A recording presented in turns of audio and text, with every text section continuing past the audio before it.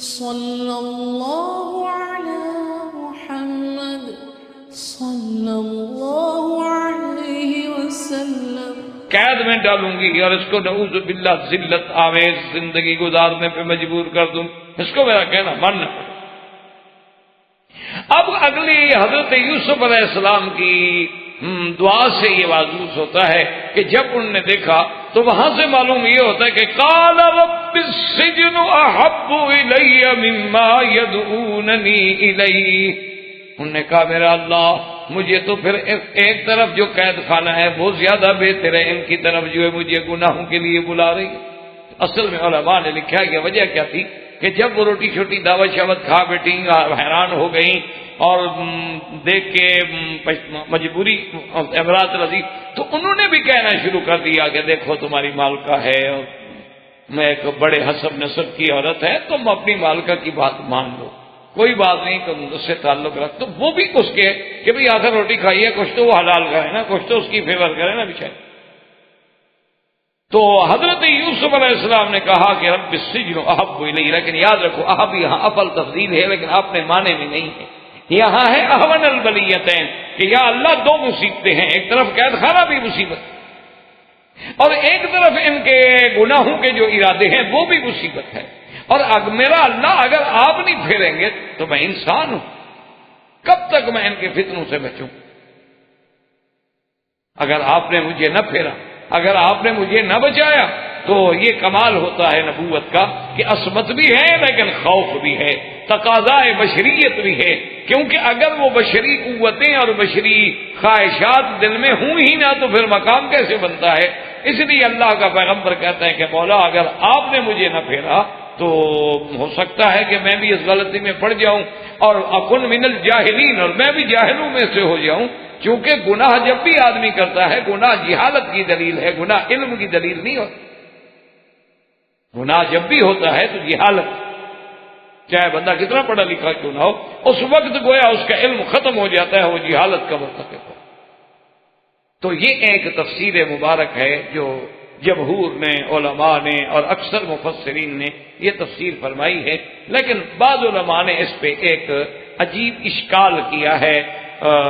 اس تفسیر پر۔ انہوں نے کہا کہ بھی یہ بات ہمیں سمجھتی ہے، کیونکہ قرآن یہ کہتا ہے کہ فلما سمعت بمکرہن، کہ جب بی زلیخا کو یا امرأۃ العزیز کو ان کے مکر کے بارے میں پتہ چلا، لفظ ہے مکرہن۔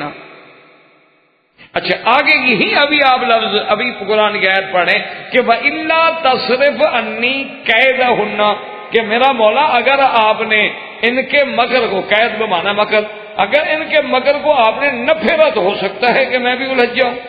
وہاں بھی لفظ قید ہے، پہلے لفظ مکر ہے۔ اور جب یوسف علیہ السلام کو پروانہ ملے گا آزادی کا تو آگے جا کے انشاءاللہ ہم قرآن میں پڑھیں گے کہ جب پروانہ آزادی کا ملا تو حضرت یوسف علیہ السلام نے کہا کہ نہیں میں تو نہیں جاتا جیل سے باہر۔ انہوں نے کہا کیوں؟ ان کا ما بال النسوۃ اللاتی قطعن ایدیہن ان ربی بکیدہن علیم۔ آپ نے فرمایا پہلے تحقیق کرو جو میرے اوپر الزام لگائے ان عورتوں کے بارے میں جنہوں نے ہاتھ کاٹے تھے، ان کے مکر کے بارے میں کیا فیصلہ کیا۔ ان ربی بکیدہن علیم، تو لفظ قید یا لفظ مکر یاد رکھو، مکر یا قید کا معنی کیا ہوتا ہے؟ جیسے قرآن دوسری مقام پہ کہتا ہے انہم یکیدون کیدا واکید کیدا، اور اسی طرح قرآن تیسری جگہ کہتا ہے وَإِذْ يَمْكُرُ بِكَ الَّذِينَ كَفَرُوا لِيَقْتُلُوكَ، مکر۔ اسی طرح قرآن کہتا ہے وَيَمْكُرُونَ وَيَمْكُرُ اللَّهُ وَاللَّهُ خَيْرُ الْمَاكِرِينَ۔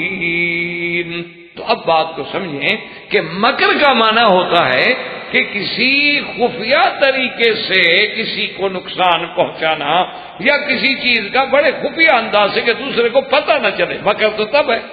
اگر پتہ چل جائے تو پھر مکر کیا ہوا؟ اگر پتہ چل جائے تو پھر تو مکر نہیں ہوا، مکر کا تو معنی یہ ہوتا ہے کہ جیسے کفار مکہ نے میٹنگ کی کہ اللہ کے پیغمبر کے بارے میں فیصلہ کریں، کیا کریں؟ انہوں نے کہا جی بھی ایسا کرتے ہیں کہ یا تو حضور صلی اللہ علیہ وسلم کو مدینے سے نکال دیں، خفیہ میٹنگ کر رہے ہیں، کسی کو پتہ نہیں، صرف اپنے سردار اکٹھے ہیں۔ انہوں نے کہا یار یہ بات تو اچھی نہیں ہے، نکال دیں گے تو حضور تو جہاں جائیں گے ساری دنیا ان کے ساتھ تابع ہو جائے گی، وہ تو بڑا لشکر لے کے حملہ کر دیں۔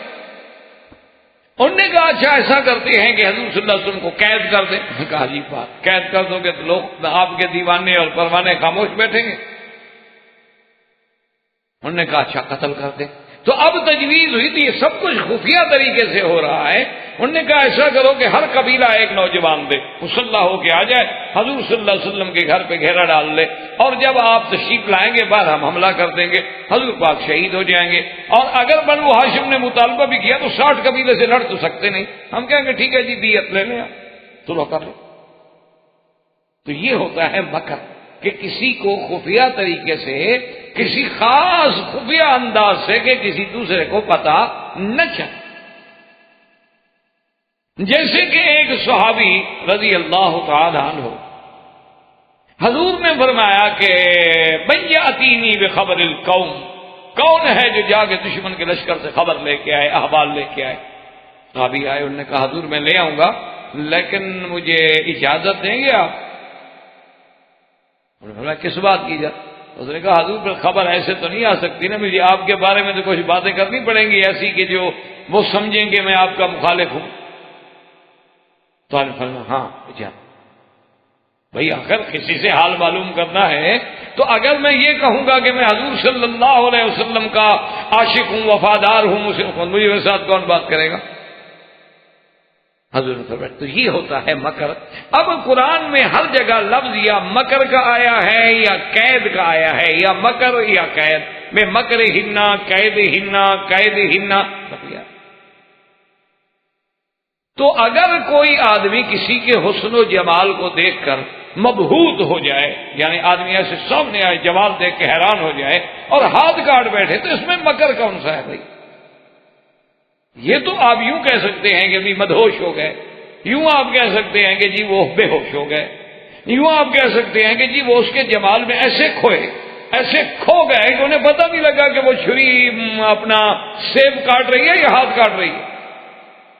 تو وہ تو مکر نہیں ہوتا، وہ تو معذوری ہے، مجبوری ہے۔ یا جیسے کسی خطرناک چیز کو دیکھ کے فطری طور پہ آدمی ڈر جاتا ہے، تو اس میں کیا مکر ہے بھائی؟ موسیٰ علیہ السلام نے اپنے ہاتھ سے عصا ڈالا ہے، لیکن جب وہ سانپ بنا تو موسیٰ علیہ السلام بھاگ پڑے، ڈر گئے۔ فطرت انسانی ہے، بشری تقاضا ہے کہ آخر سانپ کے آگے کون کھڑا رہے گا، وہ ڈس۔ اب جناب یہ ہے کہ بات کو سمجھیں، تو اس لیے بعض علماء نے اس تفسیر پہ ایک اشکال پیش کیا۔ انہوں نے کہا ہمیں یہ بات سمجھ نہیں آتی کہ آدمی کسی کے حسن کو دیکھ کے ہاتھ کاٹ ڈالے اور قرآن کہے کہ یہ مکر ہے۔ ایک اور دوسری ان کی دلیل سنیں، وہ یہ کہتے ہیں کہ جب ان عورتوں نے ہاتھ کاٹے تو سب نے کیا کہا تھا؟ فَقُلْنَا حَاشَ لِلَّهِ مَا هَذَا بَشَرًا إِنْ هَذَا إِلَّا مَلَكٌ كَرِيمٌ۔ سب نے کہا کہ اللہ کی پناہ، خدا کی پناہ، یہ انسان نہیں، یہ تو فرشتہ ہے، یہ انسان نہیں۔ تو وہ یہ مطالبہ کرتے ہیں کہ جی پوری لغت عربیہ میں آج تک وہ کہتے ہیں ہمیں کوئی مثال دو، ہمیں کوئی محاورہ دو کہ کسی کے حسن و جمال کو فرشتے سے تشبیہ دی گئی ہو۔ فرشتے کو پاکی سے تشبیہ تو دی جاتی ہے لیکن جمال سے تشبیہ نہیں دی جاتی۔ وہ کہتے ہیں کوئی ایک محاورہ تو لے آؤ نا دنیا میں کہ کسی نے یہ کہا ہو کہ فلاں بندہ اتنا خوبصورت ہے جیسے فرشتہ۔ ہاں یہ تو کہتے ہیں کہ بھائی فلاں بندہ یار بڑا پاک باز ہے، بڑا پاک تینت ہے، بڑا صالح آدمی ہے، یار وہ تو فرشتہ صفت، یعنی فرشتے کو تشبیہ جو ہے سیرت میں تو دی جاتی کیونکہ فرشتے گناہوں سے پاک ہوتے۔ تو فرشتے کی تشبیہ جو ہے یہ تو ہو سکتا ہے کہ یعنی وہ اتنا پاک انسان ہے یار، اتنا پاک باز بندہ ہے یار، کیا پوچھتے ہو یار، اس کو فرشتہ ہے۔ تو فرشتے کو تشبیہ جو ہے وہ کسی کی سیرت سے تو ہو سکتی ہے لیکن صورت سے تو کبھی نہیں ہو سکتی۔ کہ سورت سے کیسے تشبیہ دی گئی کہ انہوں نے کہا کہ ما ھذا بشرا ان ھذا الا ملک کریم، کہ یہ انسان نہیں ہے، فرشتہ۔ تو اس لیے یہ اشکال ہوا، انہوں نے کہا کہ بھئی یہ چیزیں جو ہے، ایک تو ان کا یہ کہنا کہ ما ھذا بشرا ان ھذا الا ملک کریم، ایک یہ کہنا، اور ایک ان کا قرآن پاک میں بار بار جو لفظ مبارک آیا ہے فلما سمعت بمکرہن، اور آگے جا کے قرآن کہتا ہے کہ حضرت یوسف نے جب دعا مانگی کہ یا اللہ مہربانی کر الا تصرف عنی کیدہن، اور آگے قرآن جا کے کہتا ہے ما بال النسوۃ اللاتی قطعن ایدیہن ان ربی بکیدہن علیم، تو ہر جگہ قید اور مکر کا لفظ ہے۔ یہ قید اور مکر کیا ہے کہ آدمی جمال دیکھ کے مبہوت ہو جائے؟ تو انہوں نے کہا کہ دراصل بات یہ ہے کہ فلما سمعت بمکرہن ارسلت الیہن، کہ جب امرات العزیز کو ان کے مکر کے بارے میں پتہ لگا، کیا مانا؟ انہوں نے سنا کہ بعض عورتیں فلاں وزیر کی بیوی، فلاں بڑے آدمی کی بیوی، وہ آپس میں ملازموں نوکرانیوں کے ساتھ، کنیزاؤں کے ساتھ بیٹھتی ہیں تو کہتی ہیں عجیب بات ہے، یہ امرات العزیز تو کچھ، یہ تو انتہائی بے عقل عورت ہے، اس کا تو عقل ہی کوئی نہیں، ایک غلام کو بھی نہیں پھنسا سکی، اس کے مقابلے میں میں ہوتی نا تو میں ایسے چٹکیوں میں یوسف علیہ السلام کو پھنسلا دیں۔ یہ کوئی بات ہے کہ ایک نوجوان ہو اور جوانی ہو، جوش ہو، خون ہو، اور عورت کے مکر سے بچ جائے؟ یہ تو ذریعہ ہی کچھ نہیں، یہ تو ہے ہی بالکل عقل سے فارغ عورت، ایک نوجوان کو نہیں پھنسا سکی، کمال ہے۔ ایسے تو ہم 1 منٹ میں پھانس لیں، اگر ہمارے پاس یوسف ہوتا دیکھتے کہ کیسے بچ کے جاتا ہے۔ تو یہ مکر یہ تھا کہ بھئی وہ نہیں اس کو مکر میں لے آ سکی، وہ چلو کسی دھوکے سے، مکر سے، محبت سے، کسی انداز میں کسی طرح تو یوسف علیہ السلام کو پھانس دیتے، تو کچھ بھی نہیں کر سکی، یہ تو کچھ بھی نہیں ہے۔ اس نے کہا اگر میں ہوتی تو یہ کر دیتی، کوئی بات ہے ہماری نظروں سے، کوئی بچ کے تو دکھائے، بڑے بڑے جو پارسا بنتے ہیں ذرا آئے تو صحیح ہمارے سامنے۔ تو جب یہ باتیں چلنے لگی تو اب امرات العزیز نے ان کو دعوت دی کہ اچھا تمہیں اگر اپنے مکر و غرور پہ بڑا ناز ہے نا تو آگے دیکھ لو، میں نے بھی کوئی ایسا حربہ نہیں جو چھوڑا ہو، لیکن اس پر تو کچھ ہوتا ہی نہیں، آؤ چلو تم بھی دیکھ لو۔ تو یہ بھی امرات العزیز کا ایک مکر تھا۔ کیا مانا؟ کہ بظاہر تو دعوت دے رہی ہے، پارٹی کر رہی ہے، کھانے کھلا رہی ہے، بڑے اہتمام ہے، استقبال کر رہی ہے، اندر سے تو ذلیل کرنا چاہتی ہے ان کو، اندر سے تو ان کو بتلانا چاہتی ہے کہ جو تم مجھ پر الزام لگاتی تھی نا کہ میں نے ایک ملازم سے یہ کرا، او دیکھو چلو بچاؤ، تم بھی اپنے آپ کو بچاؤ۔ تو یہ بھی مکر تھا۔ اور قرآن جو کہتا ہے نا وَقَطَّعْنَ أَيْدِيَهُنَّ، کہ وہ زنان مصر جو تھیں وہ ہاتھ کاٹنے بیٹھ گئیں، تو ان علماء نے کہا ہے کہ یہ ان کا ہاتھ کاٹنا جو ہے یہ بھی مکر تھا۔ ہاتھ کاٹنا جو ہے یہ مدہوش نہیں ہو گئی تھی، یہ بھی مکر تھا۔ جیسے آپ نے دیکھا نا آج کل 14ویں صدی کے عاشق بھی محبوبہ کو خط لکھتے ہیں خون نکال کے، آپ نے دیکھا بہت سارے لوگ ہوتے ہیں نا جی وہ خون نکال کے خط لکھ دیتے ہیں کہ جی ہم نے خون سے خط لکھا ہے آپ کو۔ تو یہ جو خون نکال رہی تھی یہ بھی مکر تھا کہ پہلے تو اپنے ناز انداز لباس اور جناب ان کا سنگار اور پھر مصر کا سنگار، وہ تو دنیا کی ایک تہذیب ہے۔ حتیٰ کہ امام شافعی جیسا پاک آدمی، اللہ اس کی قبر پہ کروڑوں رحمتیں فرمائے، انہوں نے بھی اپنی کتاب الام میں لکھا ہے کہ من لم یتزوج امرأة مصریہ، کہ جس شخص نے مصر کی عورت سے شادی نہیں کی اس نے عورت دیکھی ہی نہیں۔ وہ کہتا ہے کہ باقی ملکوں میں جتنے لوگ ہیں وہ محض تکمیل تو ہے، کہہ سکتے ہیں ہم کہ ان کے گھروں میں عورتیں ہیں، لیکن اس کو صحیح معنی میں عورت کو انہوں نے نہیں دیکھا۔ عورت اصل اگر ہے تو مصر کی ہے۔ یہ امام شافعی جیسا آدمی لکھ بیٹھا، اتنا بڑا پاک آدمی، انہوں نے آخری شادی وہیں فرمائی تھی نا، اور وفات بھی وہیں ہوئی، آپ کی قبر بھی وہیں ہے مصر میں۔ امام شافعی بہت بڑا آدمی تھا، اللہ اس کی قبر پہ کروڑوں رحمتیں فرمائے۔ اور اگر یہ دیکھا جائے تو یہ سرزمین حرم جس میں آپ بیٹھے ہیں یہ بھی تو ان لوگوں نے آباد کی نا، حضرت اسماعیل کی بیوی بھی تو مصر سے تھی، وہ بھی تو مصر سے شادی کر کے لے آئے، تو اس سرزمین کی آبادی میں بھی ان کا بڑا ہاتھ ہے۔ تو بہرحال میرے کہنے کا مقصد یہ ہے کہ پہلے تو جناب انہوں نے اپنے وہ لباس سے اور اپنے ناز و انداز سے یوسف کو پھسلانا چاہا، لیکن جب دیکھا کہ بھی یوسف علیہ السلام تو پتہ نہیں کوئی اور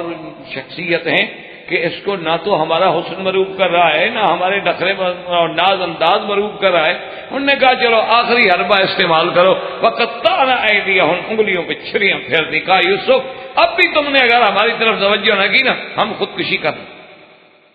یہ بھی مکر۔ اور جب یہ سارا کچھ دیکھنے بعد بھی یوسف علیہ السلام ٹس سے مسنا ہونے کا میرے لیے کل کے مرنے کے بجائے ابھی مر جائے گا، تو اب چیخ پڑی کہ ما ھذا بشرا، یہ بندہ نہیں یہ فرشتہ،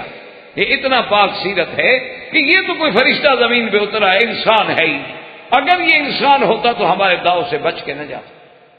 ہمارے اس مکر سے نہ۔ یہ آخری حربہ تھا کہ کوئی عورت دیکھے نا جی، سب سے بڑا آدمی کتنا بڑا پڑھا لکھا فلاسفر کیوں نہ ہو جائے، عورت ذرا آنسو بہائے تو بس حضرت گئے، وہ اس کے آنسو کی مار نہیں کھا سکتا تو خون کی مار کہاں کھائے۔ بڑے سے بڑا آدمی جو ہے نا جی، بڑے سے بڑا دماغ، بڑے سے بڑا فلسفی، بڑے سے بڑا اسکالر، بڑے سے بڑا مفکر، بس تھوڑی دیر میں عورت نے رونا شروع کیا تو حضرت ختم۔ تو آدمی تو اس کے آنسو نہیں برداشت کر سکتا، وہ بھی جھوٹے چہ جائے کہ وہ اپنا خون نکال کے باہر ڈال دے، تو وہ تو آخری حد تھی مکر کی۔ جب اس پر بھی اثر نہ ہوا تو انہوں نے کہا کہ ہاں ما ھذا بشرا، یہ انسان ہو ہی نہیں، ان ھذا الا ملک کریم، باقی یہ کوئی فرشتہ، کیونکہ فرشتہ پاک ہوتا ہے، پاک سیرت ہوتا ہے، یہ بندہ تو اتنا پاک سیرت ہے اس پر تو ہمارا کوئی مکر بھی کارگر نہیں ہوا۔ اس لیے بعض علماء کرام نے اس کی یہ تفسیر بھی بیان فرمائی ہے، لیکن اکثر علماء اور مفسرین نے اسی پہلے قول کو ترجیح دیا ہے، اس لیے کہ وہ یہ کہتی ہیں کہ ایک تو روایات میں موجود ہے کہ اوتیا شطر الحسن، اور ایک روایات میں یہ بھی موجود ہے کہ سیدہ عائشہ صدیقہ رضی اللہ تعالی عنہا فرماتی تھی کہ واللہ لو رأینا جمال محمد لقطعنا قلوبہن، بی بی عائشہ فرماتی تھی کہ خدا کی قسم ہے کہ زنان مصر نے یوسف کا جمال دیکھا تھا کہ انگلیوں پہ چھریاں پھیرنے لگی، اللہ کی قسم اگر میرے محبوب محمد مدنی کا جمال دیکھتی تو وہ سیدھا دلوں پہ چھریاں پھیرتے۔ اس لیے علماء نے تو اسی تفسیر کو راجح قرار دیا ہے، لیکن بہرحال بعض علماء نے اشکال کے بعد یہ دوسری تفسیر بھی پیش کی ہے جو الفاظ قرآن کے ساتھ بہرحال یعنی ایک جوڑ اور ایک ربط رکھتی ہے اپنے اندر۔ اب حضرت یوسف علیہ السلام نے جب اللہ سے دعا مانگی تو خدا کی قدرت ہے، اللہ نے آپ کی دعا منظور کی، اور ثم بدا لهم من بعد ما رأوا الآیات لَيُسْجِنَنَّهُ حَتَّى حِينٍ۔ اب عزیز مصر نے سوچا کہ پہلے تو میرے گھر میں بات تھی، اب ہر گھر میں بات پہنچ گئی، پارٹی میں جو عورتیں آئیں تو وہ تو ہاتھ کٹوا کے گئی ہوئی ہیں، تو سب دیکھ رہے ہیں کیا ہوا جی کیا ہوا۔ اس نے کہا بھی یہ مسئلہ پھیلتا چلا جا رہا ہے، آخر بہرحال وزیر تھا، اس کا ایک بڑا مقام تھا، اور پھر اس کے گھر میں بادشاہ وقت کی بہن تھی۔ اس نے کہا کہ ایسا کرتے ہیں کہ یوسف علیہ السلام کو جیل میں ہی بھیج، جب یہ جیل میں چلے جائیں گے تو کچھ عرصہ گزرے گا تو خدا کی قدرت ہے کہ آدمی خود بخود اس قصے کو بھول جاتا ہے، جب واقعہ گزرے گا تو زخم بھر جائیں گے، بات رہ جائے گی تو قصہ مک جائے گا، اور اس کے بعد جو ہے جیسے بھی ہوگا پھر آزادی مل جائے گی۔ لیکن وہ بڑے آدمی تو پھر ایسے ہوتے ہیں نا جی، آپ کو تو جیل میں بھیج دیا پھر بھول گئے، بڑے لوگ تو پھر ایسے ہوتے ہیں۔ اب حضرت یوسف علیہ السلام جب جیل میں گئے اور تکلیفیں ہوئیں تو پھر اللہ سے درخواست کی کہ مولا میں تو مصیبت میں، تو اللہ نے فرمایا کہ جبرائیل یوسف علیہ السلام سے کہو کہ آپ ہی نے تو کہا تھا کہ احب رب السجن واحب الیہ، مجھے قید خانہ زیادہ محبوب ہے ان کی باتوں سے، تم نے خود ہی چنا تھا قید خانہ تو برداشت کرو۔ اسی لیے حضور صلی اللہ علیہ وسلم کا حکم ہے کہ جب بھی بندہ دعا مانگے تو کہے العفو والعافیہ، کہ اللہ معافی عطا، اللہ عافیت عطا فرما. یہ نہ کہے کہ اللہ میاں اچھا بڑی مصیبت سے بچا لے، کوئی چھوٹی دے دے، کبھی نہ. اور اسی طرح ایک حدیث مبارک میں ہے کہ حضور پاک نے دیکھا کہ ایک آدمی دعا مانگ رہا ہے کہ اللہ مجھے صبر کی توفیق عطا فرما، اللہ مجھے صبر کی توفیق عطا فرما. آپ نے بلایا، آپ نے کہا خدا کے بندے صبر تو ہوتا ہی مصیبت پر ہے نا، پہلے مصیبت آئے گی تو صبر کرو گے نا. کیا مانگ رہے ہو اللہ سے؟ کیا مانگ رہے؟ ایک ہے کہ مصیبت آ گئی تو اب صبر مانگو اور صبر کرو بھی. ایک ہے کہ خود آدمی کہے کہ جی مجھے اللہ صبر کی توفیق عطا فرما اور صبر کی توفیق عطا فرما. اس کا مطلب ہے کہ تم مصیبت مانگ رہے ہو، اللہ سے جب بھی مانگو العفو والعافیہ، اللہ سے معافی مانگو اور عافیت مانگو، کیونکہ اللہ تبارک و تعالی کسی بندے کو کسی ابتلا میں نہ ڈالے. کوئی چھوٹی سی بات بھی ہو تو انسان بڑا ضعیف ہے، بڑا عاجز ہے، وہ برداشت نہیں کرتا. اس لیے ہمیشہ العفو والعافیہ مانگنا چاہیے. اور اسی سے قرآن پاک کے ان واقعات کی روشنی میں علماء نے فرمایا کہ دیکھ لو کہ 4000 سال پہلے ان کی تمدن و تہذیب کا یہ عالم ہے کہ پہلے تو جناب سارے بڑے بڑے لوگوں کی بیویاں بن سنور کے آ رہی ہیں یوسف کو دیکھنے کے لیے، پھر یوسف کو الجھانے کے لیے ہاتھ کاٹ رہی ہیں، اور پھر خود عزیز مصر کی بیوی اعتراف کر رہی ہے کہ میں نے پھسلانے کی کوشش کی ہے، وہ تو گناہوں سے بچا ہوا تو بچ گیا، اس نے تو کوئی ارادہ نہیں کیا. ان سب کے بعد جیل میں حضرت یوسف کو بھیجا جا رہا ہے، جیل میں حضرت یوسف علیہ السلام کو بھیجے جا رہے ہیں. اور یہی آج ہو رہا ہے، وہی تہذیب جاہلیت، وہی جاہلیت اولا جو تھی وہ آج بھی ہمارے ہاں رائج ہے. آج بھی اللہ تبارک و تعالیٰ معاف کرے، جیل میں وہی جاتا ہے جو بیچارہ مظلوم ہے، غریب ہے، جس کے کوئی آدمی ساتھ دینے والا نہیں، جو قانون کو ہاتھ میں نہیں لے سکتا. جیسے کہ کسی نے کہا کہ قانون تو ایک مکڑی کا جالا ہے، طاقتور اس کو توڑ ڈالتا ہے اور کمزور اس میں الجھ جاتا. تو اس وقت کی تہذیب کا یہ عالم تھا. یوسف علیہ السلام جب جیل میں پہنچ گئے، اللہ کی شان دیکھیں کہ جب یوسف علیہ السلام کو جیل میں بھیجا گیا تو اسی دنوں میں، بالکل عین انہی دنوں میں 2 آدمی اور بھی جیل خانے میں بھیجے گئے. جیسے یہ شاہی محل سے گئے تھے وہ بھی شاہی محل سے آئے. ایک جو تھا وہ تو تھا ساقی بادشاہ کا، یعنی وہ ان کے بار کا انچارج تھا، پلانے والا. اور ایک جو تھا وہ ان کے کچن کا انچارج تھا، مطبخ کا انچارج تھا. یہ دونوں آدمی تھے. اصل میں ان دونوں کو دشمنوں نے خرید کیا تھا کہ کسی طرح بادشاہ کو زہر دیا جائے، بادشاہ کو کسی طرح زہر دیا جائے. کہ اتنا عرصہ ہو گیا بادشاہ ہے، اور اس کے بعد مخالفین نے فیصلہ کیا، انہوں نے ان 2 آدمیوں کو خریدا، ایک ساقی کو خریدا اور ایک مطبخ کے انچارج کو خریدا کہ یا تو خوراک میں بھی زہر ڈال دو، اور اگر وہاں سے بچ جائے تو پھر پینے پلانے میں بھی زہر ڈال دو، جان چھٹے. سابقہ کتابوں میں یہ بات ملتی ہے کہ پہلے تو وہ دونوں راضی ہو گئے کہ ہمیں اتنے پیسے دے دو، ہم بادشاہ کو مار دیں گے. بعد میں وہ ساقی جو تھا نا وہ مکر گیا. اس نے کہا اس سے کہ بھائی میں نہیں سازش میں شریک ہوتا، اتنا میں رعایت کرتا ہوں کہ بادشاہ کو میں بتاؤں گا نہیں تمہاری سازش، لیکن میں شریک نہیں ہوتا. نہ تو میں اپنے اس پینے میں ملاؤں گا، اس کے مشروبات میں ملاؤں گا کوئی چیز، اور نہ میں اس مسئلے میں شریک. انہوں نے کہا ٹھیک ہے یار تم بزدل ہو گیا تو ہو جاؤ، میں نے تو فیصلہ کر دیا، میں تو کروں. لیکن کہتی ہے کہ اس ساقی نے بادشاہ کو کہہ دیا کہ جناب اس طرح سازش ہو چکی ہے اور کھانا میں ہے، مسموم ہے، اس میں زہر. اب بادشاہ کے سامنے جب کھانا لگ گیا تو بادشاہ تھا آخر وہ، اور جناب وہ ساقی بھی آ گیا پانی کے لیے پلانے کے لیے، اور مطبخ کا انچارج جو ہے وہ کھانا لگوا رہا ہے. تو بادشاہ نے حکم دیا کہ بھی ایسا کرو، مطبخ کے انچارج سے کہا کہ بیٹھ جاؤ دسترخوان پہ، اور یہ جو کھانا لگا ہوا ہے تھوڑا تھوڑا پہلے تم کھاؤ. اور ساقی سے کہا کہ جو تم نے پانی اٹھائے ہوئے ہیں ان میں سے تھوڑا تھوڑا تم پیو. اس نے تو پی لیا، اس کو تو پتا تھا کہ میں نے کچھ نہیں ملایا. لیکن جب اس سے کہا کہ تم تھوڑا تھوڑا کھاؤ تو اس کو تو پتا ہے کہ اس میں تو اتنا بڑا خطرناک زہر میں نے ملایا ہوا ہے، خیر میں تو گیا. انہوں نے کہا میں نہیں کھاتا. ان کیوں کھاؤ. تو آخر وہ جانوروں کو ڈالا گیا، وہ مر گئے، تو اس کی سازش پکڑی گئی. لیکن بادشاہ نے دونوں کو جیل بھیج دیا. بعض علماء کہتے ہیں کہ بھئی زیادتی کے طور پہ، اور بعض علماء یہ کہتے ہیں کہ ٹھیک ہے چلو ساقی اتنے عرصے تک تو سازش میں شریک رہا نا، یہ آخری وقت میں ہو سکتا ہے بزدل بن گیا۔ کبھی آدمی اپنی بزدلی کی وجہ سے بھی گناہوں سے رک جاتا ہے۔ وہ ایک اخبار میں ایک لطیفہ یا پتہ نہیں واقعہ تھا، حقیقت تھی یا لطیفہ تھا، بہرحال اللہ عالم، کہ ایک آئی جی کے سامنے یا ڈی آئی جی صاحب کے سامنے کچھ اے ایس آئی پولیس کے پیش ہوئے، انہیں ترقی دینی تھی، اے ایس آئی کو ایس آئی بنانا تھا، تو پیش ہوئے تو ایک اے ایس آئی پیش ہوئے تو انہوں نے کہا کہ اچھا بھائی آپ ترقی مانگتے ہیں، کیوں مانگتے؟ آپ کہتے ہیں کہ آپ نے درخواست دی ہے کہ مجھے ترقی دی جائے، کیوں؟ اس نے کہا سر میں اس لیے ترقی مانگتا ہوں کہ اتنی میری سروس ہے، میرا ریکارڈ دیکھ لیں، آج تک میری کوئی شکایت نہیں،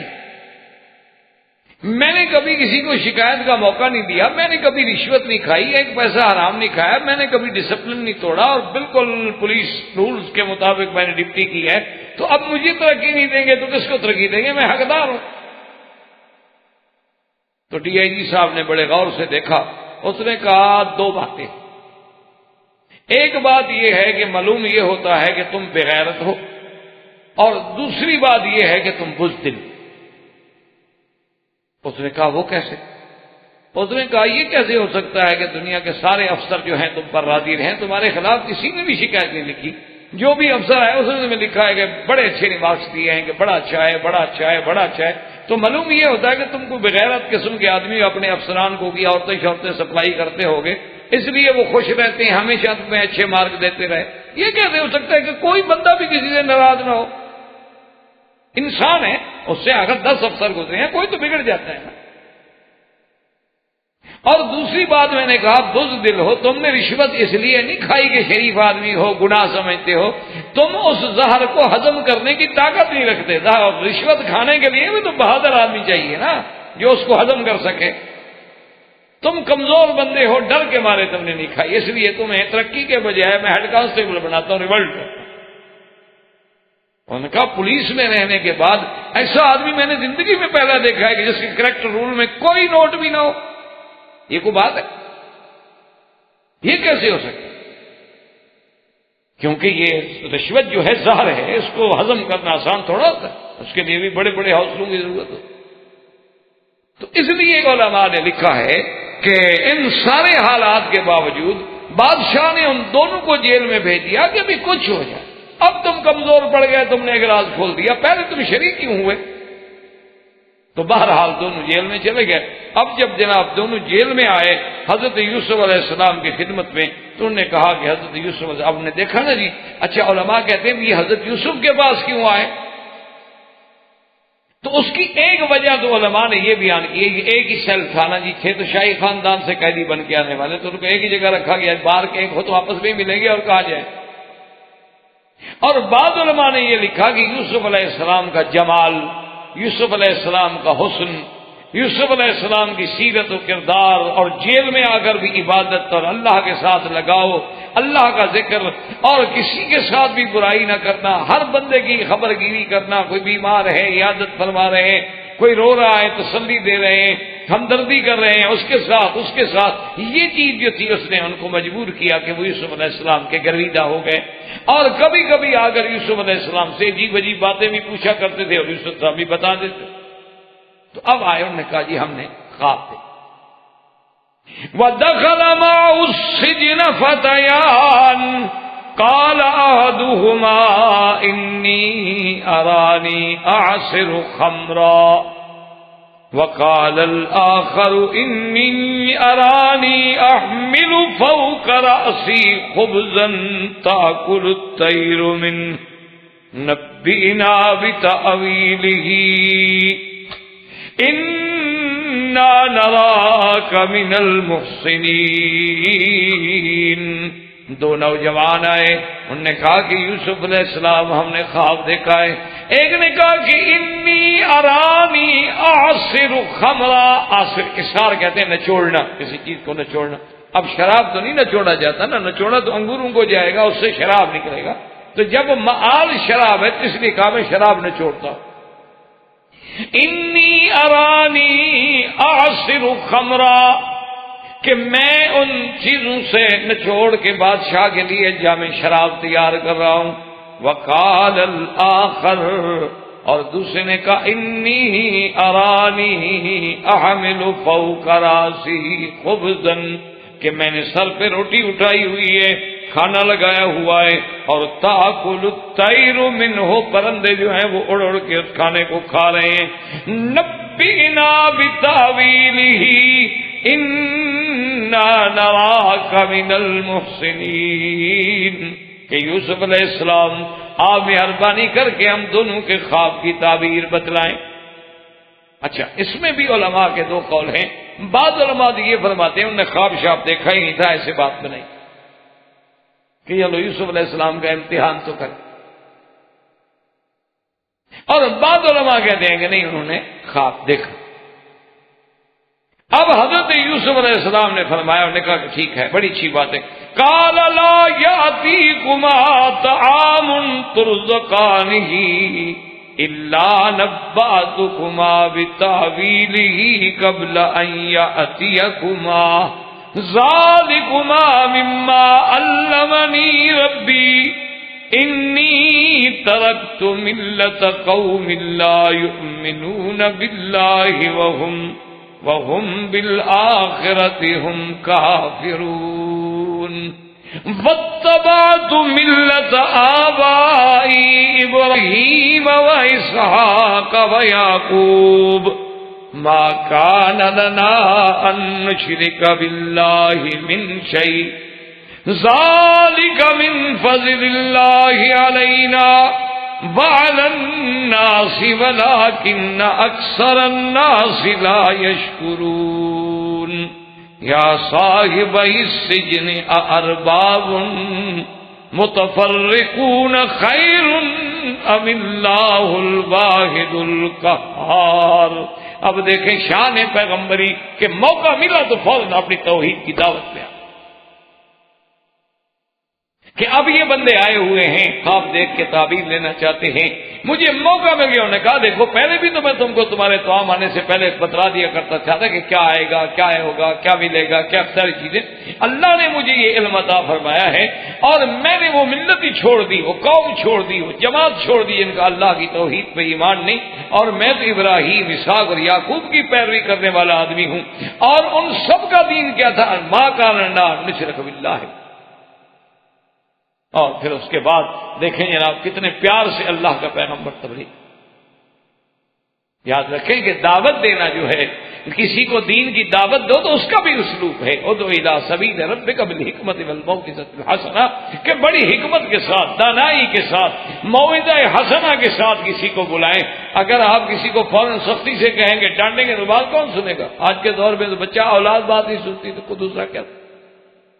دیکھیں کتنا پیارا خطاب کہ یا صاحب السجن، اے میرے قید خانے کے ساتھی، ارباب متفرقون خیر ام اللہ الواحد القہار. اچھا تم یہ مجھے بتاؤ کہ ڈھیر سارے رب بنا لینے، یہ بھی رب، یہ بھی رب، یہ بھی رب، یہ بھی دیوی، یہ بھی دیوتا، یہ بھی دیوتا، ہر شہر میں دیوی الگ ہے، دیوتے الگ ہیں، یہ اتنے سارے خدا بنا لینے، اتنے سارے رب بنا لینے، بہتر ہے کہ ایک کو رب ماننا بہتر ہے عقل کا. یہ کیا بات ہوئی کہ ہر گلی میں رب؟ یہ کیا بات ہوئی کہ ہر شہر میں رب کھڑا ہے، دیوی کھڑی ہے، دیوتا کھڑا کہ ایک خدا. اور یا فرمایا کہ یہ بھی یاد رکھو کہ جن کو تم نے رب بنایا ہوا ہے، ما تعبدون من دونہ الا اسماء سمیتموها انتم وآباؤکم ما انزل اللہ بها من سلطان ان الحکم الا للہ امر اللہ تعبدوا الا ایاہ ذالک الدین القیم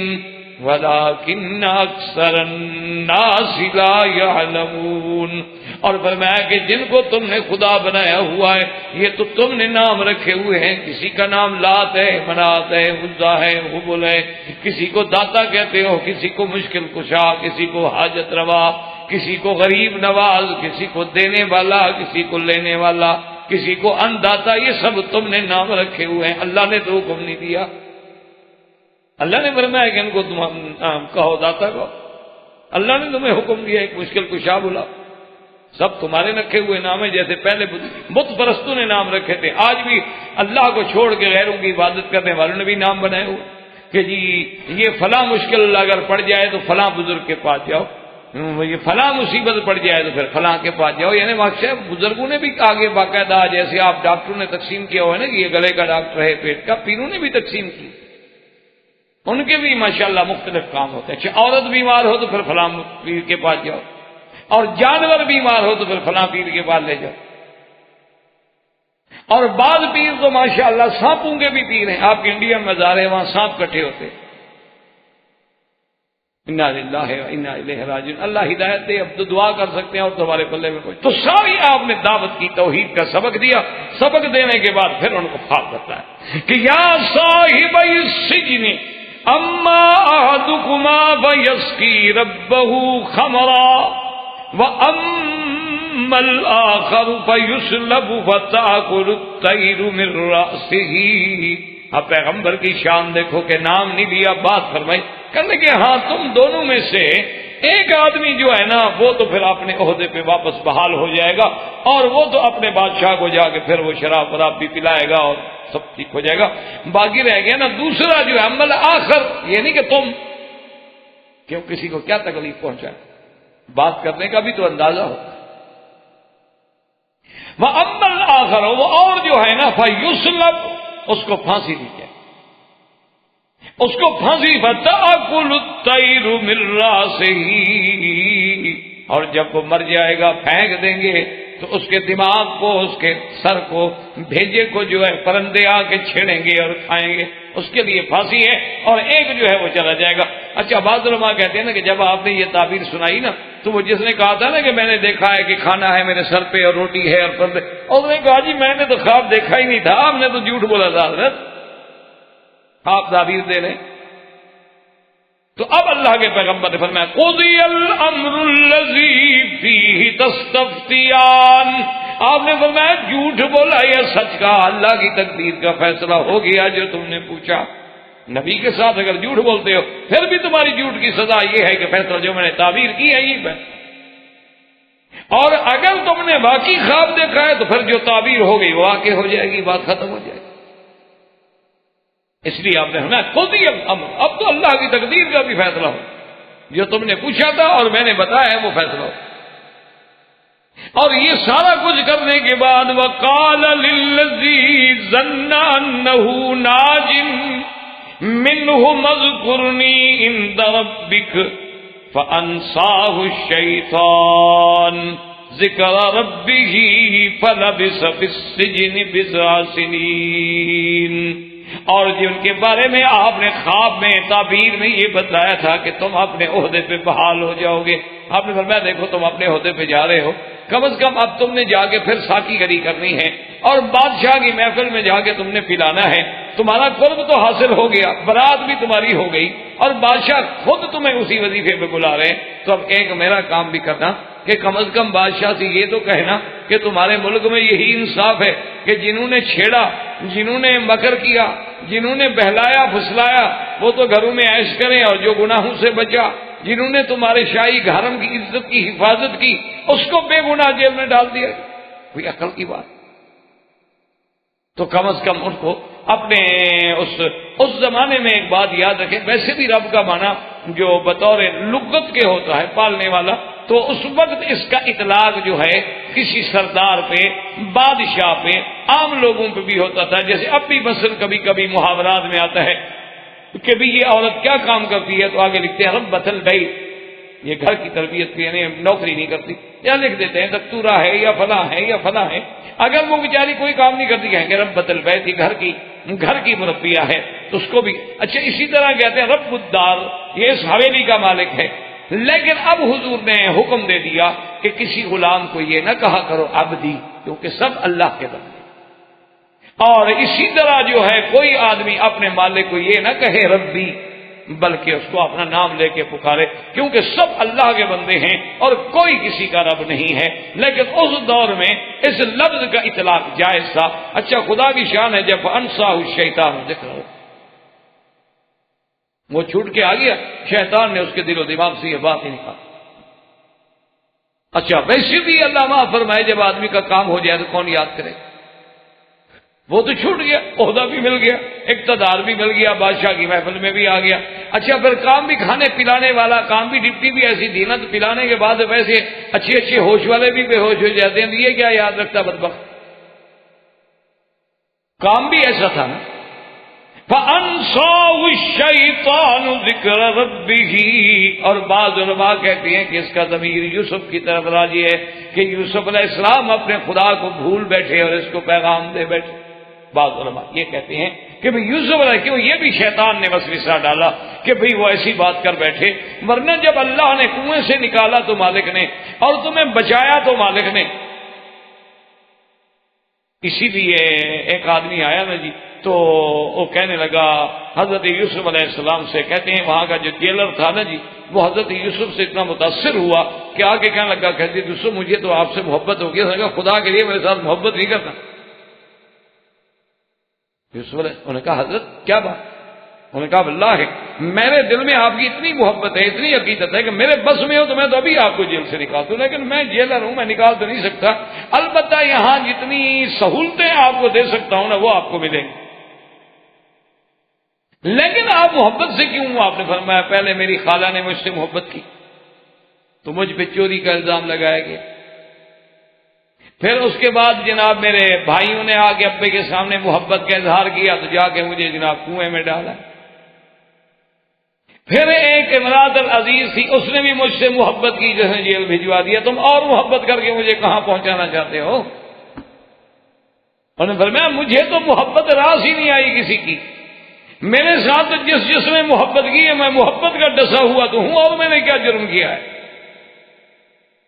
تو اس لیے بعض علماء کہتے ہیں کہ فَأَنْسَاهُ کا ضمیر جو ہے حضرت یوسف علیہ السلام کی طرف راجع ہے، لیکن اکثر علماء کہتے ہیں اسی کی طرف راجع ہے کہ وہ جب چھوٹ کے گیا اس کے دل و دماغ سے وہ بات نکل گئی، اور اس کا نتیجہ یہ نکلا کہ حضرت یوسف علیہ السلام جو ہے ان کو لبث فی السجن بضع سنین، کئی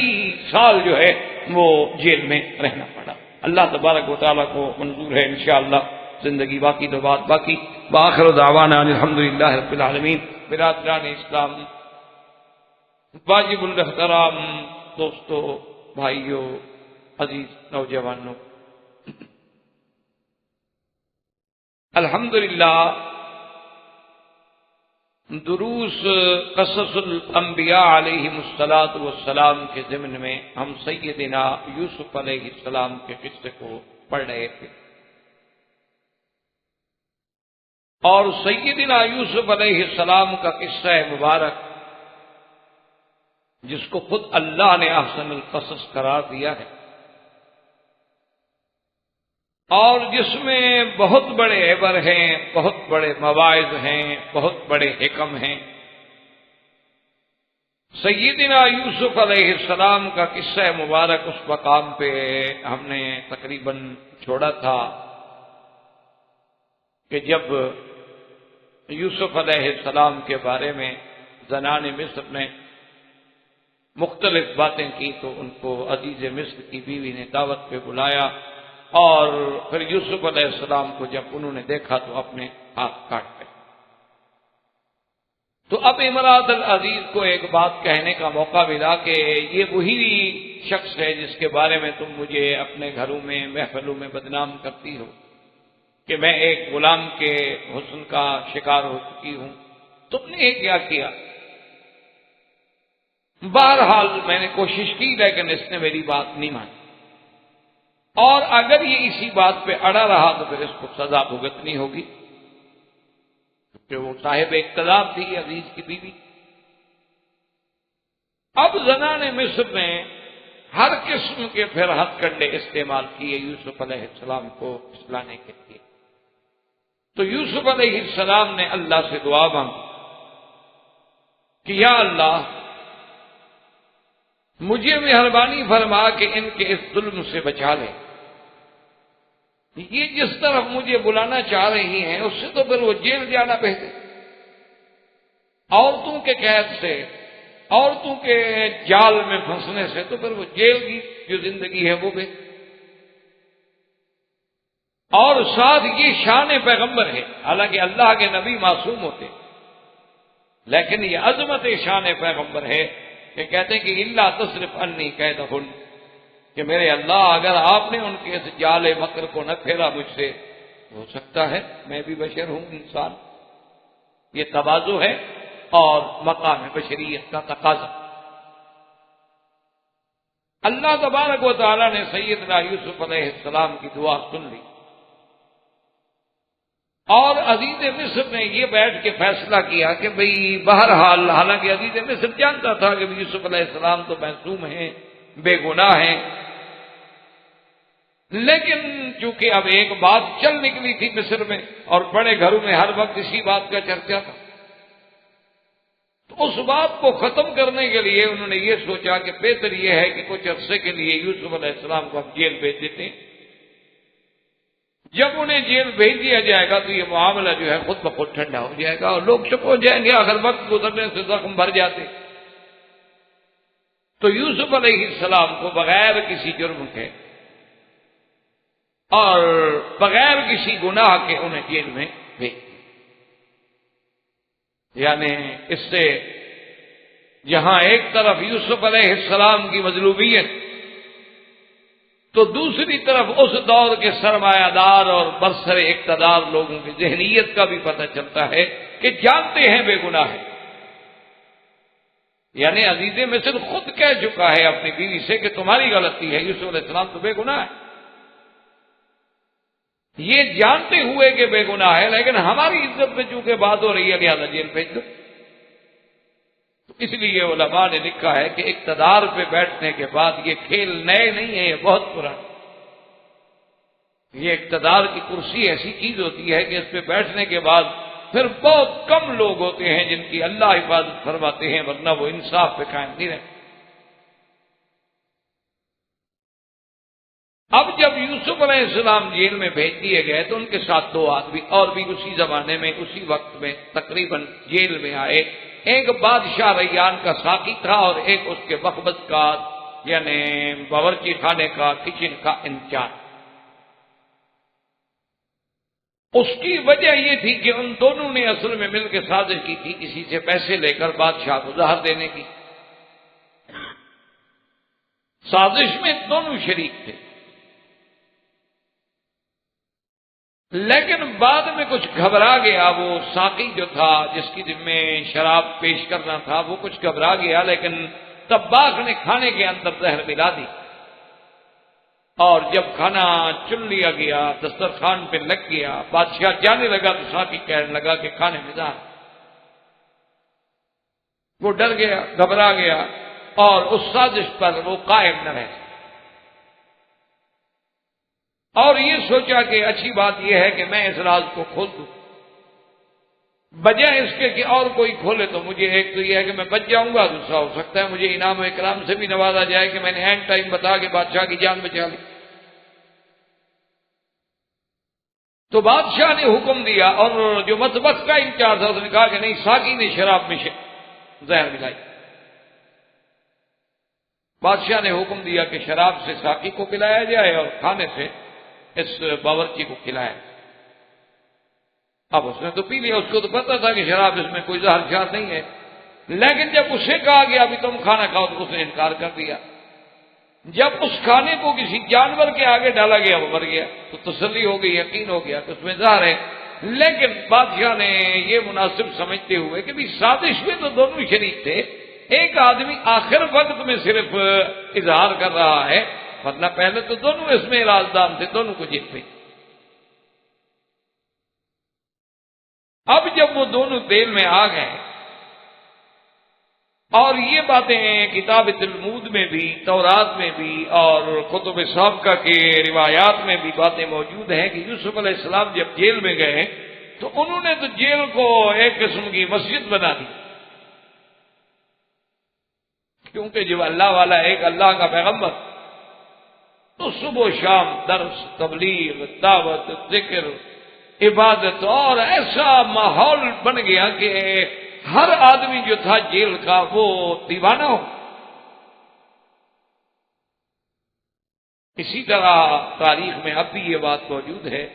کہ عطا اللہ شاہ بخاری رحمۃ اللہ علیہ امیر شریعت جن کا لقب تھا،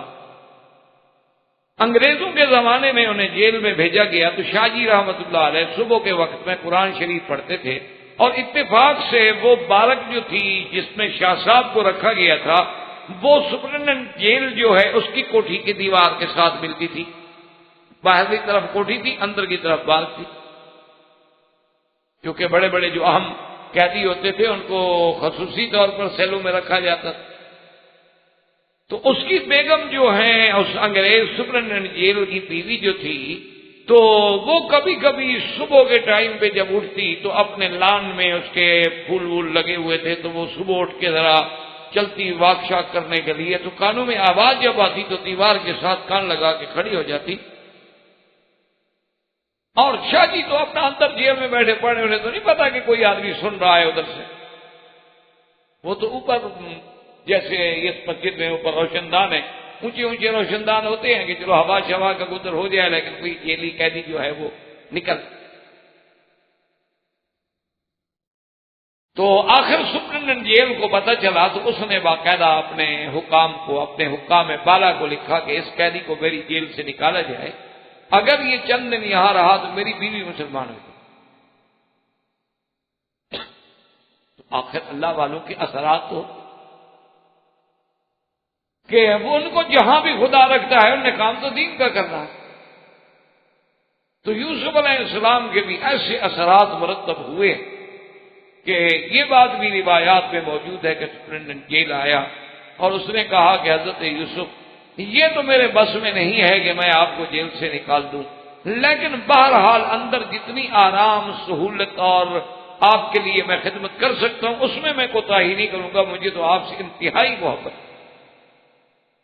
تو یوسف علیہ السلام نے فوراً گھبرا کے فرمایا، انہوں نے کہا بھائی تم میری خدمت کرو نہ کرو لیکن مجھ سے محبت نہ کرنا۔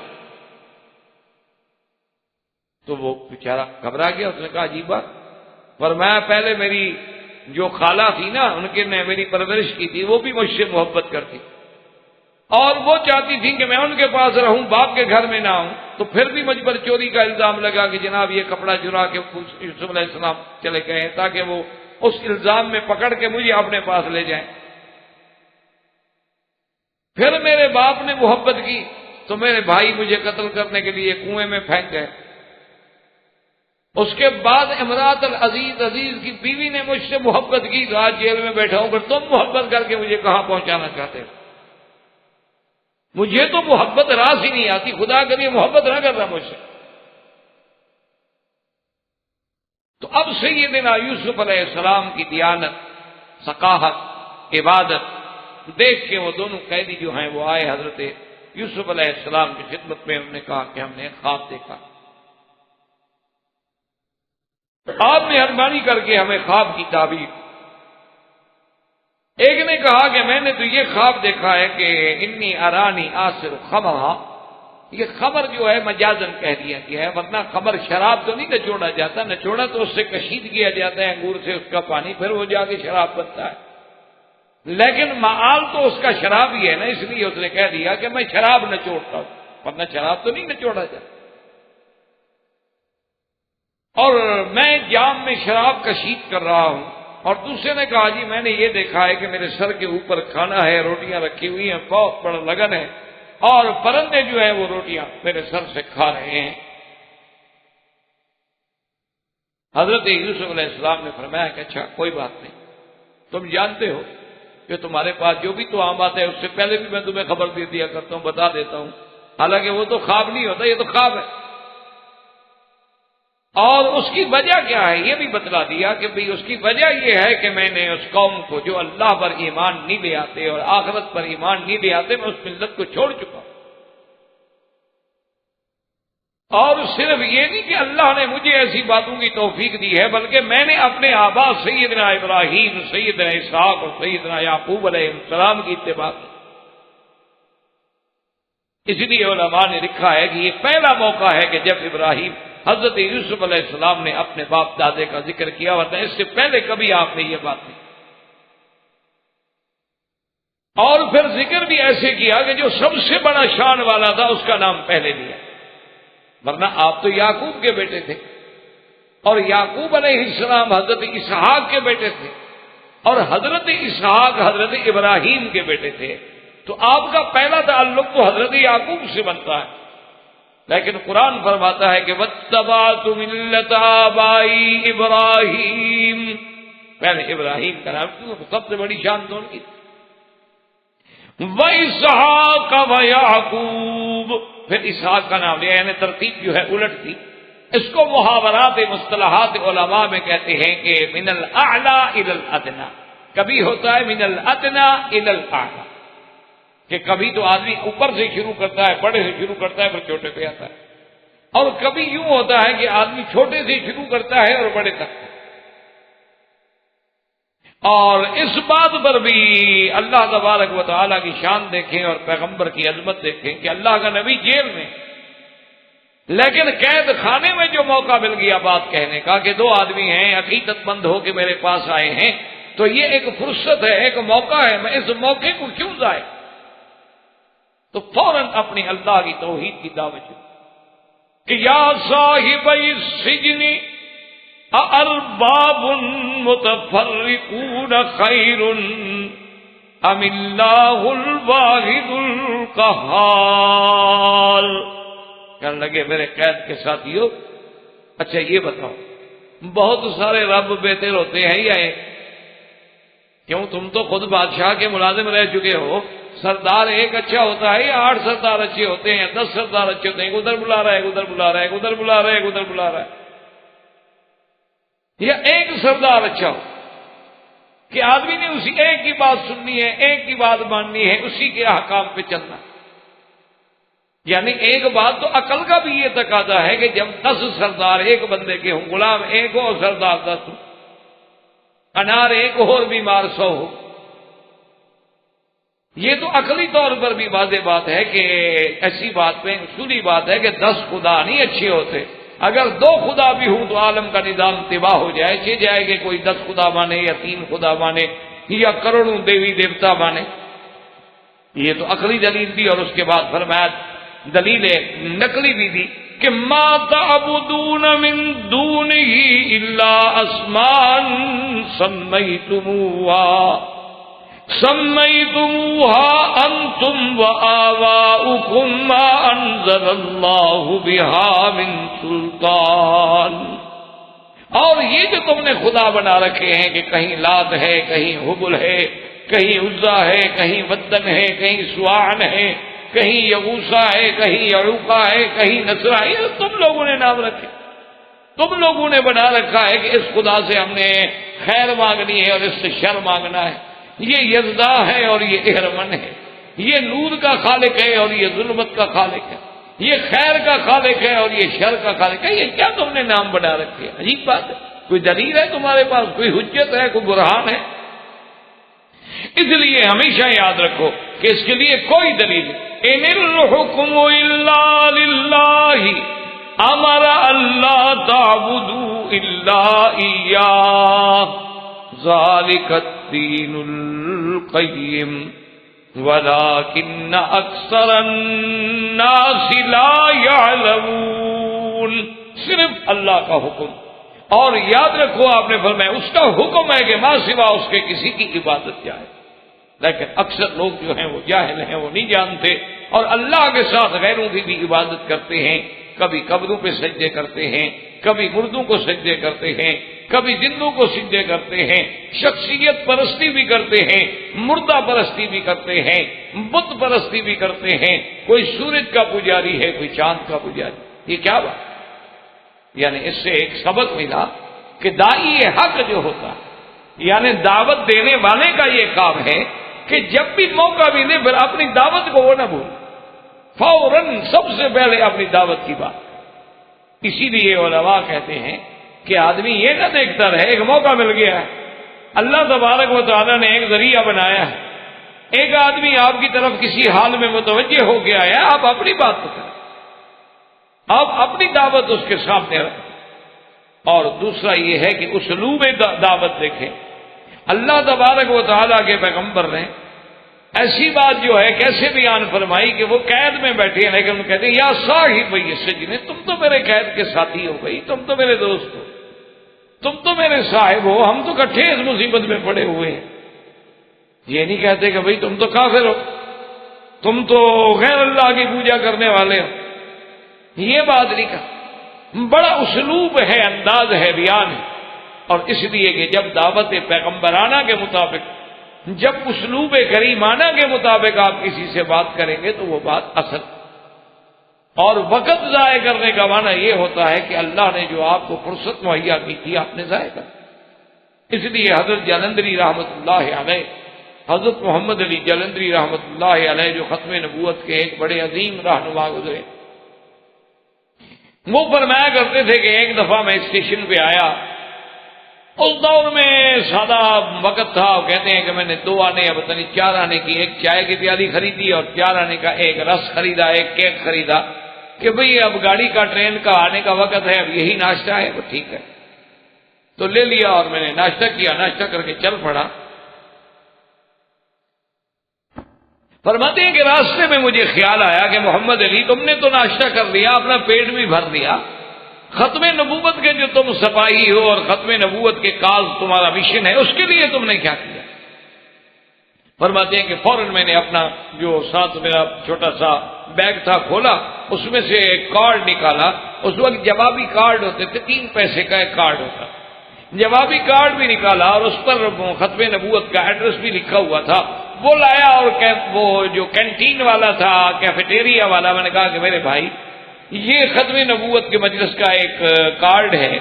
اگر کبھی قادیانیت کے بارے میں کوئی بات ہو، مسئلہ پوچھنا ہو، کوئی مشکل پیش آئے تو ہمیں اسی پر 1-2 سطر کا خط لکھ کے بھیج دے۔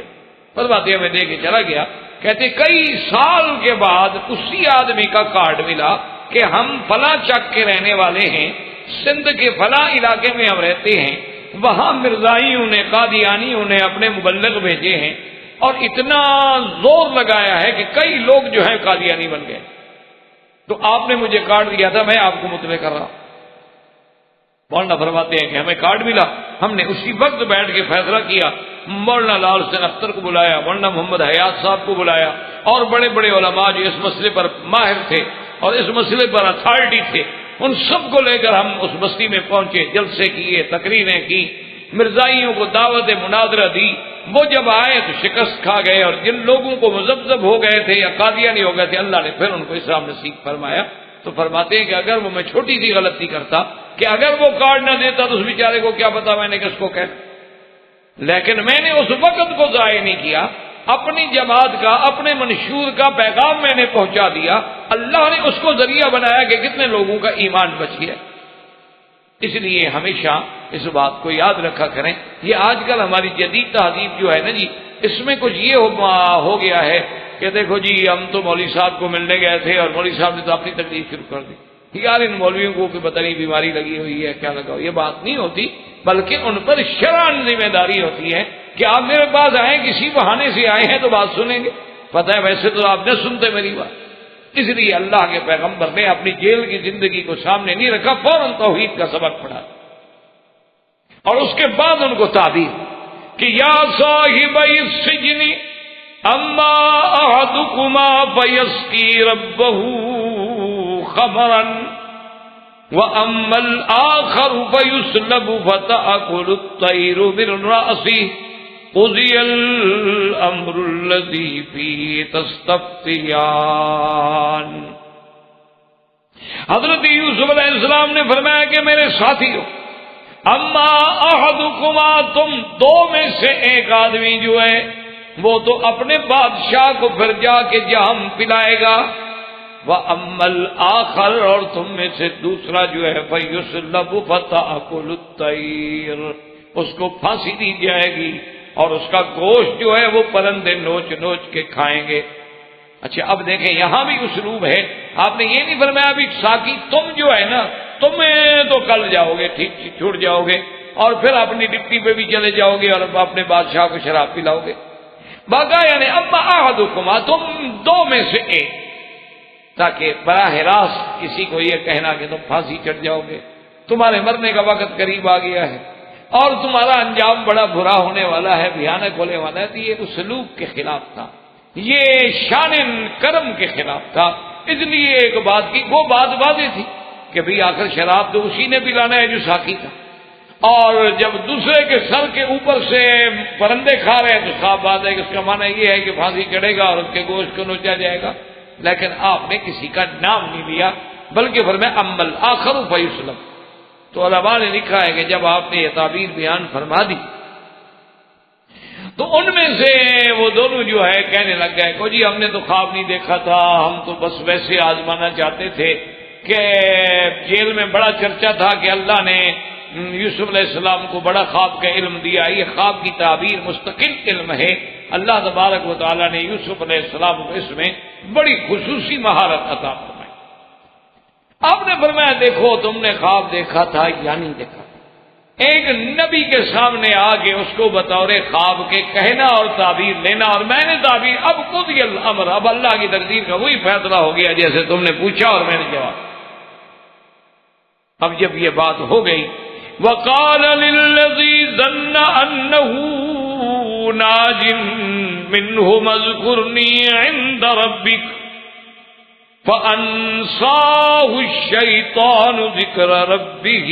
فلبث في السجن بضع سنين. اب اللہ پاک نے فرمایا کہ جب حضرت یوسف علیہ السلام کو تعبیر کے بعد یہ بات جو تھی گمان میں آئی، خیال میں آئی کہ ان دو میں سے ایک جو ہے اس کو تو نجات ملنے والی ہے، اس کو بلایا، اس کو کہا کہ دیکھو بات یہ ہے کہ تمہیں تو بہرحال نجات مل جائے گی، تم اپنے وظیفے بھی چلے جاؤ گے. اذکرنی عند ربک، یاد رکھیں کہ اس زمانے میں رب جو ہے بادشاہ کو بھی کہتے تھے، رب جو ہے وہ سردار کو بھی کہتے تھے. جیسے آج بھی محاورات میں عورت کو کہتے ہیں ربۃ البیت، اسی طرح کہتے ہیں رب الدار، فلاں حویلی کا مالک. تو یہ لفظ جو ہے بطور بادشاہ کے، بطور مالک کے بھی استعمال ہوتا تھا. لیکن اللہ تبارک و تعالی نے جب سرکار دو عالم سیدنا محمد الرسول اللہ صلی اللہ علیہ وسلم کو بھیجا اور آپ کی شریعت چونکہ قیامت تک ہے، تو لہذا ان چھوٹے چھوٹے لفظوں کی بھی احتیاط کر دی گئی کہ بھی اب آپ کسی کو رب نہ کہیں، آپ اپنے ملازم کو عبدی نہ کہیں، کیونکہ ہر بندہ اللہ کا عبد ہے. آپ اس کو فتایا کہیں، فتات کہیں، لیکن عبدی نہ کہیں، کیونکہ یہ لفظ جو ہے اس کی نسبت صرف اللہ کی طرف ہونی چاہیے. تو سرکار دو عالم کے زمانے میں شریعت میں ان الفاظ کا بھی خیال کیا گیا تاکہ کوئی قیامت تک شرک میں مبتلا نہ ہو سکے، ورنہ پہلے زمانے میں یہ لفظ عام استعمال ہوتا. اس لیے حضرت یوسف علیہ السلام نے فرمایا کہ بھی جب تم جاؤ تو بادشاہ کی محفل میں ذرا بات یاد کرا دینا کہ بھی یوسف علیہ السلام جو جیل میں بیٹھے ہوئے ہیں، کیوں، کیا جرم ہے؟ بھئی وہ تو بے قصور ہے، ان کو تو بلا گناہ کے جیل میں بھیجا گیا. لیکن بہرحال اللہ تبارک و تعالی رحمت فرمائے. تو اب اتنا عرصہ ہو گیا ہے اور میں جیل میں بیٹھا ہوں، تو کبھی کبھی ایسے لطیفے بھی ہو جاتے. وہ مثلا مشہور ہے کہ ایک آدمی نے اپنے وزیر سے مذاق کرتے ہوئے اس کو جیل بھیج دیا. مذاق میں ہنسی خوشی میں کھیل رہے تھے اور وزیر سے حکم دیا کہ جیل جاؤ، جیل چلا گیا. اچھا، وہ حکم دینے کے بعد بادشاہ کچھ ایسے مصروف ہوئے کہ ان کو بات ہی بھول گئی کہ میں نے وزیر کو جیل بھیجا تھا. حالانکہ ان کو تو مذاق میں بھیجا گیا تھا، کوئی جرم تو تھا نہیں، وہ تو صرف ایک مذاق تھی اور آزمائش تھی کہ بھی دیکھیں یہ کیسے ہماری وفاداری پہ قائم رہتا ہے. لیکن بادشاہ انسان ہے، بات بھول گئی اور اتنی بھولی کہ وہ جیل میں رہ گیا اور بادشاہ مر گیا. بادشاہ کا بیٹا تخت پہ آ گیا مدت کے بعد. جب بادشاہ سلامت کا بیٹا تخت پہ بیٹھا تو اس نے کہا کہ بھئی ایسا کرتے ہیں کہ فہرست بناؤ کتنے قیدی پڑے ہوئے ہیں اور ان میں جو چھوٹے چھوٹے جرائم والے ہیں، کوئی ایسی بات ہے، ان سب کو معاف کرتے ہیں، جیل سے نکالتے ہیں تاکہ میں اپنے خوشی میں ان کو نکالوں. سب کی فہرستیں بن گئی، قیدیوں کو پیش کیا گیا. تو وزیر صاحب جب پیش ہوئے تو رو پڑے. اس نے کہا کہ بادشاہ سلامت، اب آپ کو اللہ نے کرسی پہ بٹھایا ہے، میں تو آپ کے بادشاہ، آپ کے ابا کا وزیر تھا. آپ سارے تحقیق کر لیں، فائلیں دیکھ لیں، لوگوں سے پوچھ لیں، اور مجھے ازراہ مذاق انہوں نے بھیج دیا تھا جیل میں، مہربانی کریں میرا تو فیصلہ کریں، باقی کا آپ کریں یا نہ کریں۔ تو خیر سنتے رہے جناب بادشاہ سلامت،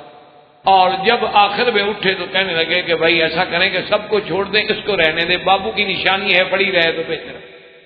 اس کو تو ابا نے بھیجا تھا نا، یہ تو وہیں رہے تو اچھی بات۔ تو اس لیے ایسے لطائف تو ہو جاتے ہیں کہ یوسف علیہ السلام کو بغیر کسی گناہ کے جیل میں بھیجا گیا،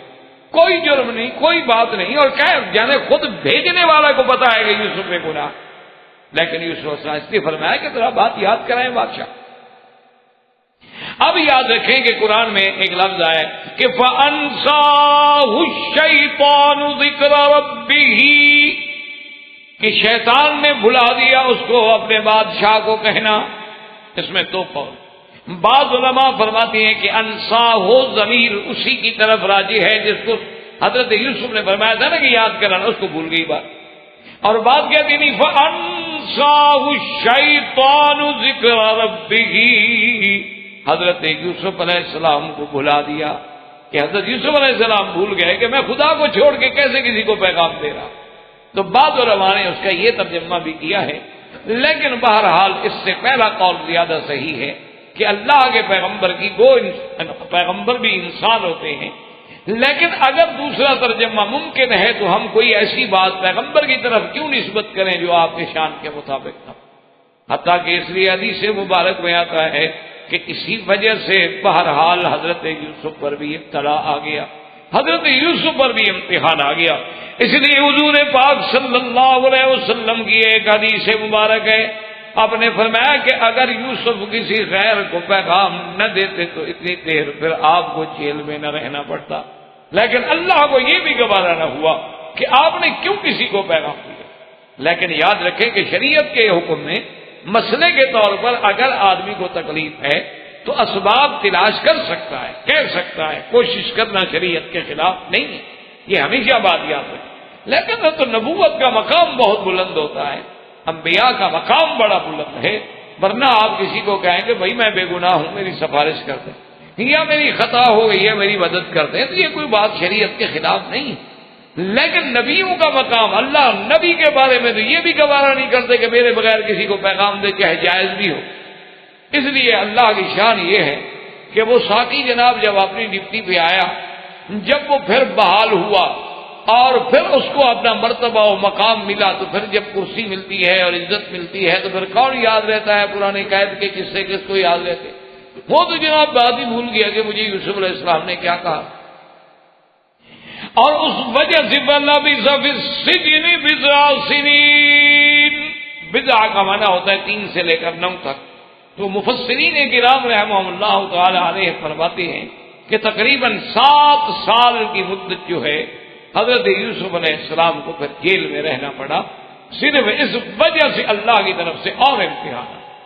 اسی لیے بعض روایات میں یہ بھی آتا ہے کتب متقدمہ میں کہ ایک دن یوسف علیہ السلام روئے رات کو کہ اللہ تبارک و تعالیٰ آخر قید میں کتنا آرام ہو، قید تو قید میں کتنا آدمی کو سہولت ملے، آدمی کو گھر ملے، آدمی کو خادم ملے، آدمی کو کھانے ملے، لیکن جو اس کی آزادی کو سلب کر دیا جاتا ہے کہ آپ اس کمرے سے باہر نہیں جا سکتے یا آپ اس ایریے سے باہر نہیں جا سکتے، بس یہی انسان کے لیے موت ہے،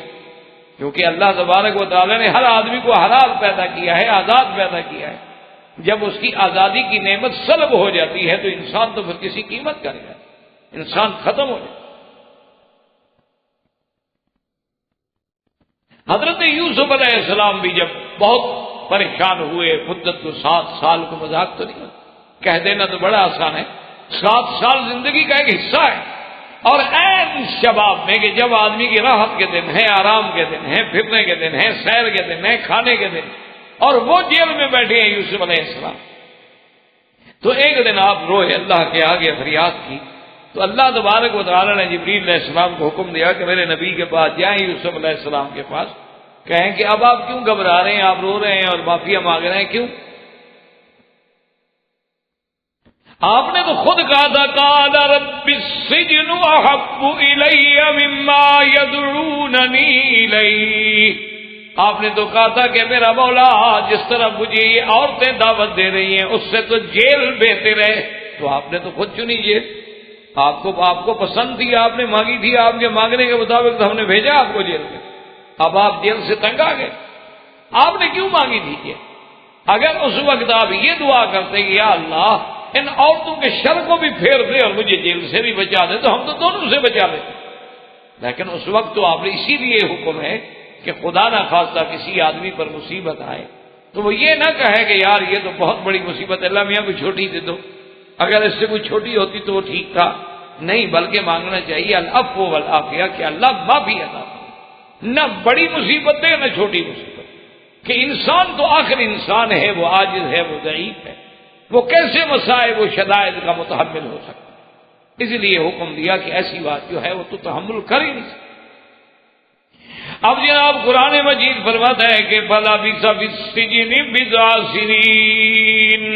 اور جب یوسف علیہ السلام اللہ کے آگے روئے، اللہ نے فرمایا جبرائیل یوسف علیہ السلام کو تسلی دے دو کہ جب تم نے غیروں کو پیغام دیا تھا تو ہم نے تمہیں 7 سال کے لیے جیل میں رکھ دیا ہے، اور آج میرے آگے رونا شروع کر چکے ہو تو فکر نہ کرو، اب آپ کے باہر جانے کے دن ہم قریب لے آئیں، ہم اپنی حکمتوں سے اپنے فیصلوں سے یہ سارے مسائل جو ہیں حل کر۔ اس لیے علماء نے فرمایا کہ اگر آدمی غور کرے یوسف علیہ السلام کے بچپن پہ، یوسف علیہ السلام کے شباب پہ، یوسف علیہ السلام کی محبت اپنے باپ سے، پھر بھائیوں کا یہ واقعہ، معلوم ہوتا ہے کہ قدرت ہر مرحلے پر یوسف علیہ السلام کی تربیت کر رہے ہیں۔ آپ دنیا میں دیکھتے ہیں نا جی، آج بھی اگر کوئی بادشاہوں کے بیٹے ہیں، آج بھی اگر بڑے لوگوں کی اولادیں ہیں تو وہ اپنی اولادوں کو اسی طرح کی تربیت دیتے ہیں، انہی سکولوں میں بھیجتے ہیں، انہی کالجوں میں بھیجتے ہیں، انہی یونیورسٹیوں میں بھیجتے ہیں کہ بھئی اس کو پھر اس مقام پہ آنے کے آداب آنے چاہیے تاکہ یہ اس مقام کو سمجھ سکے، اس کے پروٹوکول کو، اس کے اسٹیٹس کو، اس کے ایڈیکیٹس کو، سب چیزوں کو یہ ذہن میں رکھ سکے، کیونکہ کل اس نے ہماری کرسی پہ بیٹھنا۔ اللہ تبارک و تعالیٰ چونکہ یوسف علیہ السلام سے اتنا بڑا کام لینے والے تھے کہ ملک مصر کا بادشاہ بنانا آپ کو مقصود تھا، تو ہر قسم کے ابتلا سے گزارا گیا، حسن و جمال کے فتنوں سے بھی گزارا گیا، عزیز مصر کے گھر میں نعم و اکرام کے فتنوں سے بھی گزارا گیا، بھائیوں کی دل شکنی سے بھی گزارا گیا، کبھی کنویں میں قید رکھا گیا، کبھی مصر کے قید خانے میں بھی بھیجا گیا، غلام بنا کے بازاروں میں بکوایا بھی گیا، چند کھوٹے سکے بھی قیمت لگوائی گئی۔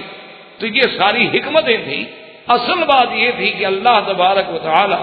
اپنے پیغمبر کو تیار فرما رہے تھے، اس کی فکری، اس کی ذہنی، اس کی جسمانی ہر لحاظ سے تربیت کاملہ ہو رہی تھی، تاکہ جب وہ کامل بن جائیں گے تو کسی غیر کے لیے کامل بنیں گے۔ اس کو محاورات عرب میں کہتے ہیں کہ سب سے پہلے انسان کو خود کمال حاصل کرنا چاہیے۔ جب آدمی خود کامل نہیں بنے گا تو کامل الغیب ہی کیسے بنے گا؟ اسی لیے علماء نے لکھا ہے کہ سرکار دو جہاں رحمت للعالمین سیدنا محمد الرسول اللہ صلی اللہ علیہ وسلم کو جو غار حرا میں، آپ کی غار حرا میں مستقل بیٹھنا، غار حرا میں جا کے عبادت کرنا، اکیلے غار میں رہنا، اب تو کہہ دینا آسان ہے نا جی، ہر جگہ بجلی ہے، کم کمیں ہیں، روشنی ہے، راتیں بھی دن بنی ہوئی ہیں، لیکن ذرا غور فرمائیں کہ آج سے 1400 سال پہلے اس وقت کیا حال ہے؟ 1400 سال پہلے جب نور نہیں، بجلی نہیں، کوئی چیز نہیں،